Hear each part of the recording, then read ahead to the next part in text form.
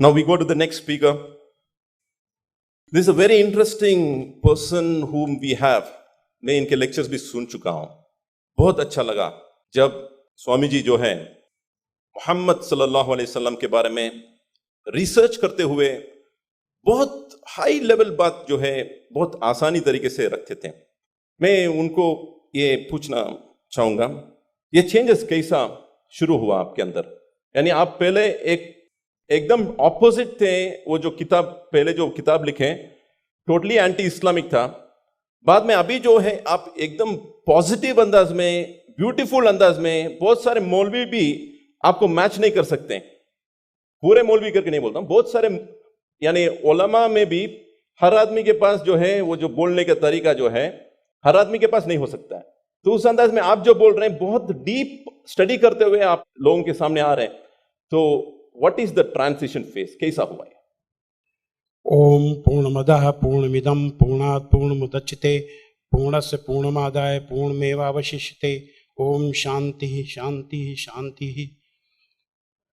एक अखबार निकलता है उत्तरी भारत में, दैनिक जागरण, बहुत मशहूर, सबसे ज़्यादा पाठक हैं उसके. उसमें एक लेख छपा था, दंगे क्यों होते हैं.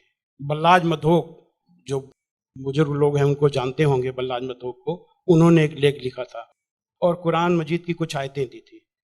तो वो आयतें देखने के लिए कि क्या वास्तव में सही है कि नहीं, मैं इलाहाबाद में एक दुकान में गया और मौलाना फतेह मोहम्मद खान साहिब जालंधरी और मौलाना अब्दुल पारिक साहब की हिंदी का अनुवाद ले आया और उसमें हमने देखा तो वो कुरान मजीद की वो आयत वैसे ही मौजूद थी.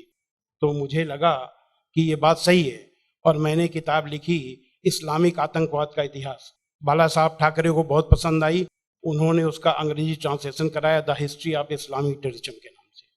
बाद में एक सज्जन ने, अब मैं वहाँ आ रहा हूँ कि मेरा सोच कैसे बदला. मुंबई के एक व्यापारी ने मुझसे कहा कि स्वामी जी आप जो काम कर रहे हो उसमें फंड की जरूरत है, फंड आपको नहीं मिल रहे, आप ऐसा करिए किताब इस्लाम पर लिखिए अमेरिका के लिए कि वास्तव में इस्लाम से अमेरिका को खतरा है, तो आपको अच्छा खासा आपको वहाँ से रॉयल्टी मिलेगी, आपके सारे काम चल जाएंगे. लेकिन वो बड़ी किताब होनी चाहिए. उसको लिखने के लिए मैंने हजरत मोहम्मद सल्लल्लाहु अलैहि वसल्लम की जीवनी पढ़ी. जब जीवनी पढ़ी तो जो कुरान मजीद की आयतों को मैंने आतंकवाद से जोड़ा था कि इन आयतों की वजह से आतंकवादी बनते हैं, लेकिन जीवनी पढ़ने के बाद मुझे लगा कि ये आयतें आतंकवाद को रोकने के लिए हैं, आतंकवादियों को. सुभान अल्लाह. क्योंकि उनमें जो युद्ध का आदेश था वो आतंकवाद और आतंकवादियों के विरुद्ध था. तो मुझे लगा कि मुझसे बहुत बड़ी गलती हो गई, एक धर्माचार से ऐसी गलती नहीं होनी चाहिए. और वो गलती क्यों हुई? वो गलती का जिम्मेदार मैं नहीं था, उस गलती का जिम्मेदार अनुवाद करने वाला था, जिसने ये नहीं बताया कि आयत का मतलब कैसे समझें. किसी भी, हम यहाँ जो गैर मुस्लिम भाई होंगे उनको मैं बताऊं कि आयत का मतलब समझने के लिए जरूरी है कि आयत क्यों और किन परिस्थितियों में आई. ये जब जानेंगे तभी सही अर्थ मालूम होगा. तो ये जानने के बाद मैंने एक दूसरी किताब लिखी, इस्लाम आतंक या आदर्श. यानी इस्लाम में आतंक नहीं, आदर्श ही आदर्श है. और इसका हम दूसरा उदाहरण और हम दे रहे हैं क्योंकि हमने एक दूसरी किताब भी लिखी है. एक बार मैं जा रहा था, अभी थोड़े दिन की बात है, तो एक सज्जन से मेरी बातचीत होने लगी. मैंने कहा इस्लाम में आतंकवाद है ही नहीं. तो उन्होंने क्या किया, अपने मोबाइल में दिखाया एक इंटरनेट से कि आज से 100 साल पहले ब्रिटिश पार्लियामेंट में एक भूतपूर्व जो प्रधानमंत्री विलियम ग्लैडस्टोन थे, उन्होंने कुरान मजीद को लहराते हुए उसके बारे में कुछ नेगेटिव चीजें कही थी.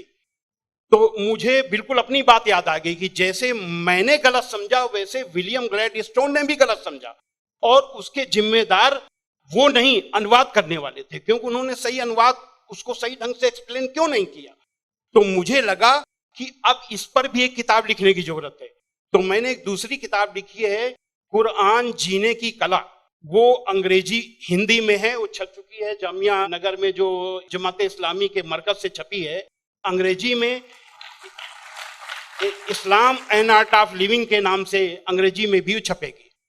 अब इन सारी चीजों जो मैंने इस्लाम को देखा, कुरान को देखा, उसके हिसाब से मैं एक छोटे से निष्कर्ष पे पहुंचा कि इंसान में इंसानियत लाने के तरीके का नाम इस्लाम है। सुभान अल्लाह। और ये जुमला नहीं है, ये जुमलेबाजी नहीं है कि मैं अपने तरफ से मैंने कोई एक मुहावरा कह दिया, एक जुमला फेंक दिया। ये बात दलील के साथ मैं बताऊंगा और मैंने दलील के साथ देखा है।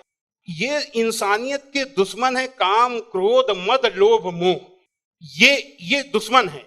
और कुरान मजीद में इन सब के लिए बहुत ही बड़ी बुराई बताया गया है और रोक लगाई गई है। पहले एक चीज हम काम को ले लेते हैं। काम यानी कि किसी भी महिला को, किसी भी औरत को अपनी बीबी को छोड़ करके और दुनिया की जितनी महिलाएं हैं उनको अपनी मां, बहन, बेटी समझना, ये कुरान में बहुत ही सख्ती से पालन करने के लिए कहा गया है। अभी तक आप लोगों ने देखा होगा कि जो गैर मुस्लिम भाई हो सुने कि किसी भी मर्द को देख करके औरत को अपनी निगाहें नीची कर लेना चाहिए, लेकिन कुरान का क्या हुक्म है? कुरान के सूरा 24 आयत नंबर 30 में है, ऐ मोहम्मद मोमिनों से कह दो कि वे अपनी गैर जो भी महिलाएं हैं जो उनको देख करके अपनी निगाहें नीची रखा करें और अपनी शर्मगाहों की हिफाजत करें। यानी जब सुभान अल्लाह मर्द जब अपनी पत्नी के सिवा किसी को देखे तो आंख न मिलाए उससे, अपनी निगाहें नीची कर ले और मर्यादा में रहे। ये पुरुष के लिए ये बनाया गया नियम और यही नियम औरत के लिए भी, दोनों के लिए वही नियम बनाए गए। ये नहीं कि केवल औरत के लिए। मर्द के कहते हैं कि इस्लाम में औरत को दबाया जाता है, लेकिन मर्द के लिए कितना सख्ती से नियम बनाया गया। तो ये काम के लिए कितनी सख्ती की गई। क्रोध, गुस्सा के लिए सबसे पहले गुस्सा का तरीका इस्लाम में इतना आसान बताया गया कि देख करके मैं सबसे ज्यादा प्रभावित हुआ। कहा जाता है अगर गुस्सा अगर किसी का रुक जाए तो वो पूरा संत बन गया, साधु बन गया। और कितना बढ़िया तरीका इस्लाम में बताया गया, कुरान में बताया गया है कि माफ कर दो, किसी के गुनाहों को माफ कर दो और जब माफ कर दो गुस्सा खत्म। और सबसे पहले ये हुक्म दिया गया पैगंबर को। सूरा 7 आयत नंबर 199 में हुक्म आया कि ऐ मोहम्मद माफी का तरीका अपनाओ और भलाई का हुक्म देते रहो और अज्ञानियों से किनारा कर लो। सबसे पहला माफी का हुक्म अगर आया तो अपने पैगंबर के लिए आया। और ऐसे लोगों को क्या कहा गया? सूरा 3 आयत नंबर 134 में अल्लाह का हुक्म है कि जो लोग तंगी और खुशहाली की हर हालत में अच्छे से अच्छा काम करते हैं और गुस्से को रोकते हैं और लोगों के गुनाहों को माफ करते हैं तो अल्लाह ऐसे लोगों को पसंद करता है जो ऐसे अच्छा से अच्छा काम करते हैं। हजरत मोहम्मद सल्लल्लाहु अलैहि वसल्लम पर कुरान उतरी, उतरने के बाद आपके दिल में उतर गई, दिल में उतरने के बाद आपके कर्मों में उतर गई। आपके एक एक कर्म कुरान में अल्लाह के हुक्म के अनुसार हुआ करते थे। आपने पहले खुद अपने आचरण में लिया, अपने अखलाक में लिया, तब दूसरों को बताया। फतेह मक्का के दिन वो अबू सुफियान जो आपके खिलाफ मक्का की एक एक लड़ाई में आपका के खिलाफ नेतृत्व करते थे, जब वो सामने पड़े फतेह मक्का के दिन तो हजरत मोहम्मद सल्लल्लाहु अलैहि वसल्लम ने कहा कि आज अबू सुफियान को माफी और जो अबू सुफियान के घर में दाखिल हो जाए उसे भी माफी। आज जो अपने घर के दरवाजे बंद कर ले उसे माफी, जो मस्जिद में चला जाए उसे भी माफी। अब आप सोचिए, जिस मक्का में कदम कदम पे आपका विरोध था, कदम कदम पे आपके रास्ते पे रोड़े अटकाए गए और जो 10,000 लोगों की फौज के साथ आप जब पहुंचे तो किसकी हिम्मत थी कि सामने होता?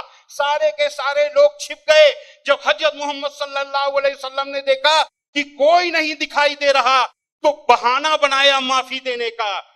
ये बहाना क्या बनाया कि जो यहां चला छुप जाए उसे माफी, जो वहां छुप जाए उसे माफी, जो वहां छुप जाए उसे भी माफी। यानी किसी न किसी बहाने सबको माफी, माफी, माफी और माफी। माशाल्लाह, माशाल्लाह। स्वामी जी, आपको रोकना मेरे दिल में क्या है, ख्वाहिश तो नहीं है, मगर मैं पैनल डिस्कशन कंडक्ट कर रहा हूं अभी, इसलिए आपसे एक सवाल भी मैं करूंगा।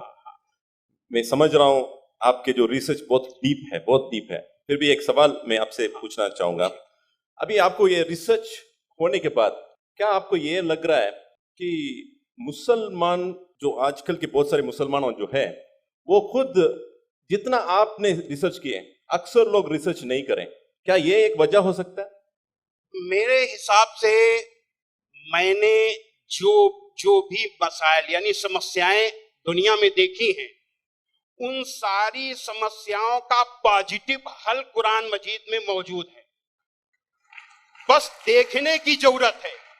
जो ईश्वरी किताबें होती हैं वो बहुत ही रहस्यमयी होती हैं, उनको समझना आसान काम नहीं है।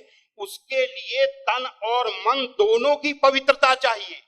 केवल शरीर नहाया धोया ना हो, केवल शरीर की को पाक करने की ही केवल जरूरत नहीं है, मन को भी पाक करने की जरूरत है। जब शरीर और मन से पाक होकर के आप देखेंगे तो उसका रहस्य समझ में आएगा, आपकी हर समस्या का हल कुरान मजीद में मिल जाएगा। और उसी नजरिए से आज का मुसलमान कुरान मजीद को नहीं देख रहा, इसीलिए समस्याएं पैदा हो रही। Thank you